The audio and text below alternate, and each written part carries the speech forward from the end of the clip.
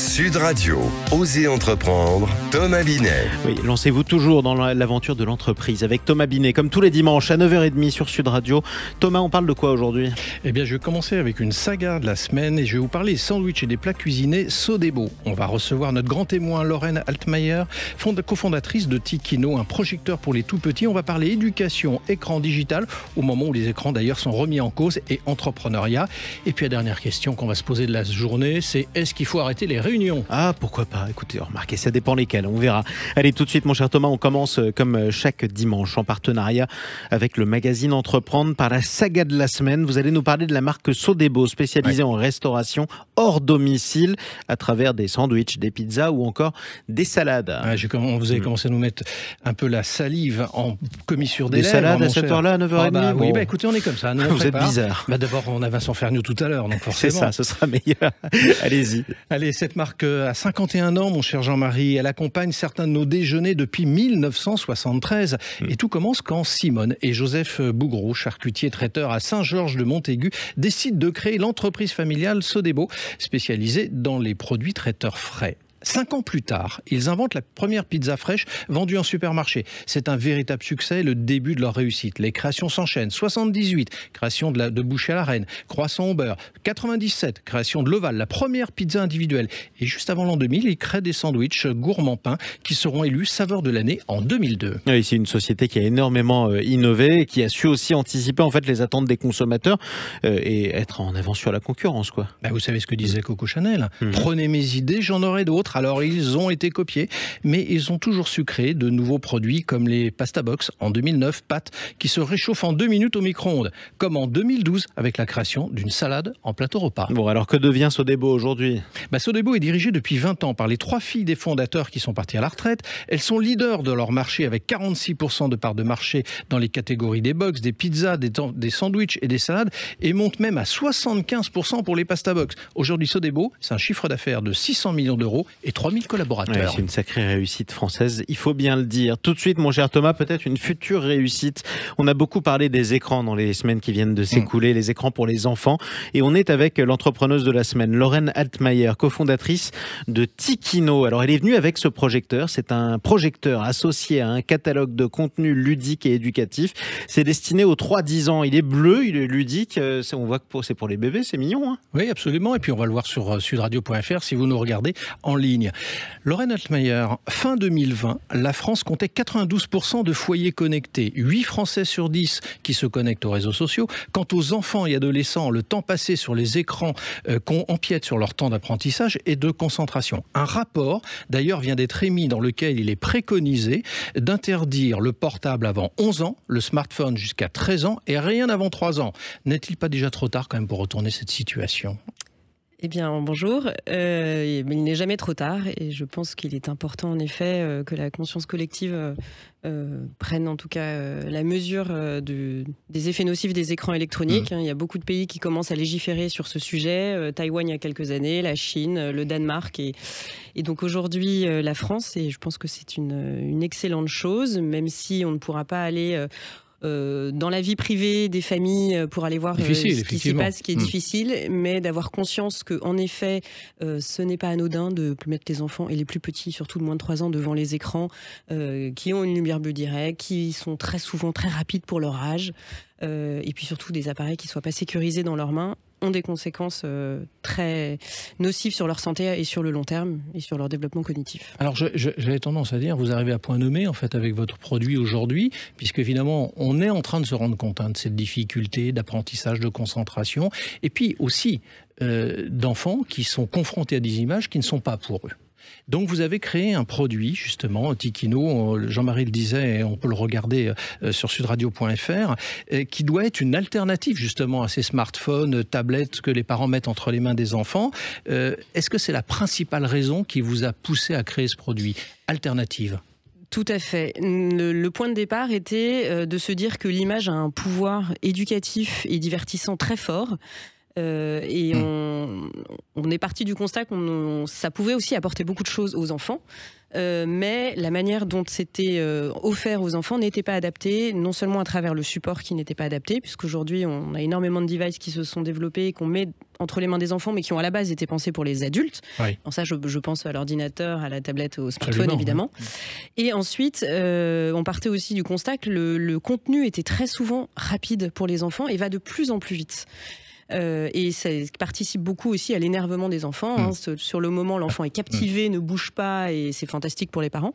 Seulement quand on éteint l'appareil, là c'est l'explosion d'émotions et pas souvent des bonnes émotions parce que l'enfant a été très souvent accaparé et par des images très rapides et puis beaucoup de lumière bleue dans les yeux au même moment.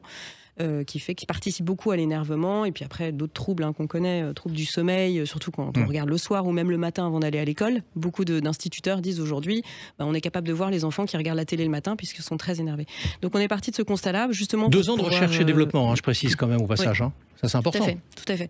Et on a d'ailleurs fait analyser en laboratoire scientifique la différence entre regarder un contenu à travers un écran classique et à travers notre projecteur. On a scientifiquement prouvé que le projecteur émettait 24 fois moins de lumière bleue dans les yeux des enfants quand l'enfant regarde un contenu via ce projecteur. Et ensuite, on a beaucoup travaillé aussi sur la rapidité d'image. Et là encore, les résultats ont prouvé que l'enfant est stimulé 9 fois moins au niveau des yeux. On s'est aussi rendu compte qu'on n'a pas besoin que le contenu aille très vite pour que l'enfant soit diverti ou que l'enfant apprenne quelque chose. On va s'intéresser un peu au contenu aussi, parce que c'est pas le tout d'avoir l'appareil. Le contenu, vous avez embarqué dedans du contenu en collaboration, entre autres avec Bayard Jeunesse, pour avoir une qualité, revenir peut-être un peu aux images d'antan. Tout à fait. C'est aussi notre choix de catalogue de revenir sur des trésors aussi audiovisuels qu'on a connus dans notre enfance et qui ont une rapidité d'image, en tout cas qui correspond à notre ligne éditoriale. Et puis, on a aussi effectué des partenariats avec des maisons d'édition, notamment Bayard, pour aussi développer tout le volet éducatif, puisque c'est un volet très important de notre catalogue. On a envie que l'enfant profite de l'image, mais aussi en retire quelque chose, soit des connaissances évidemment, mais aussi lui donne l'envie d'aller lire, découvrir autre chose, soit curieux. Et ça, vraiment, aller chercher, développer la curiosité des enfants, c'est une des particularités, en tout cas une des choses qu'on a envie de développer à travers notre catalogue. Alors vous êtes dans Oser entreprendre, ça vous a pas échappé. On va s'intéresser à l'entrepreneuse que vous êtes maintenant. Quelles sont les difficultés que vous avez rencontrées? J'évoquais tout à l'heure rapidement dans votre propos, vous avez eu 2 ans de recherche et développement, le financement, la recherche et développement, l'accès au marché. C'est quoi les difficultés majeures qui vous reviennent immédiatement en tête? Alors les difficultés sont multiples, comme tout projet entrepreneurial. Le premier a été de développer le produit physique. Évidemment, c'est pas simple de concevoir un device qui a beaucoup d'électronique, d'optique en plus, une mécanique, etc. Beaucoup de R&D, de tests, de prototypage, et puis aussi de tests auprès des enfants, puisqu'on a voulu développer un projet qui soit adapté pour les tout petits, qui puissent l'utiliser de manière totalement autonome. Donc il a fallu effectuer aussi des tests auprès d'eux, auprès des parents, de tester est-ce que le parent était intéressé par ce type d'objet. Donc on a eu toute une phase de test et auprès de notre cible, et puis après toute la phase de conception qui a été mouvementée, puisqu'en plus développée en plein Covid. Donc voilà, ça a été une petite difficulté supplémentaire. Mais on y est arrivé. Et ensuite, évidemment, faire connaître notre produit. Mais finalement, l'actualité nous a aussi beaucoup aidés. Et on voit que les parents, depuis qu'on s'est lancé, sont en recherche permanente d'alternatives aux écrans. Vous êtes avocate, hein? Ancienne avocate. Oui, mais on reste toujours avocat quelque part, même si on n'exerce plus. Pourquoi avoir quitté le barreau justement pour lancer Tikino? Qu'est-ce qui vous a poussé à quitter quelque part un confort de vie, j'imagine, quand même, quand on est avocat, la plupart le sont en tout cas, pour partir dans l'entrepreneuriat? C'est vrai, j'avais une forte envie de développer quelque chose de concret et qui avait du sens pour moi. Forte envie d'entreprendre depuis très longtemps, et d'où peut-être aussi la volonté de créer quelque chose de matériel plutôt qu'un service. Naturellement, j'avais plus envie de développer quelque chose et surtout quelque chose un peu disruptif qui apportait vraiment quelque chose à l'existant. Autour d'une mission en tout cas qui me parle beaucoup. Je résume en disant que vous êtes passé du conseil à l'action, c'est ça aussi? Quelque part, passer de l'autre côté de la barrière. Oui. Merci à vous. Merci à vous, Lorraine Alpmayer. Je rappelle que vous êtes la cofondatrice de Tikino. Tout de suite, Thomas, on explique quelque chose. Bruno, le spécialiste des fournitures et de l'équipement pour les professionnels, présente. Sud Radio, Oser entreprendre, les essentiels de l'entrepreneuriat. On explique quelque chose autour d'une maladie bien française, bien connue dans les entreprises, la réunionite aiguë, Thomas. Ben oui, Jean-Marie, parce qu'en France, on adore ça. Et pourtant, selon une étude, elle serait globalement inefficace. Seul un quart de ces réunions aboutirait à quelque chose d'utile et de probant. Il est vrai que souvent, les participants font autre chose que les réunions. À 57%, ils consultent leurs emails et à 22%, ils sont sur Internet.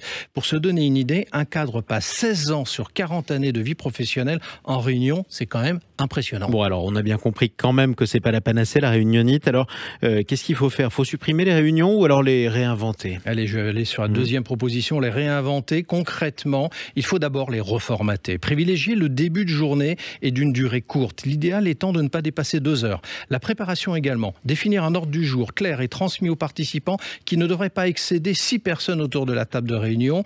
Il faut aussi penser que c'est un lieu de décision et non de discussion, d'où le travail préparatoire. Exactement. Alors, il y a des alternatives ou pas aux réunions? Oui, les échanges directs avec les collaborateurs concernés, évidemment. Ou alors, il y a des outils collaboratifs très prisés chez les jeunes collaborateurs comme Slack, Trello ou d'autres, même s'il ne faut pas retirer les échanges collectifs qui créent du lien social dans l'entreprise. Exactement. J'imagine que vous avez une idée à nous proposer? Allez, on va essayer de donner du baume au cœur aux 35% de cadres qui considèrent qu'elles sont inefficaces. Je vais vous raconter une petite anecdote. Dans les années 70, la conférence des rédacteurs du journal Le Monde se faisait debout autour du fondateur Hubert Beuve-Méry. C'est une manière d'éviter que la réunion s'éternise en obligeant chacun à être concis.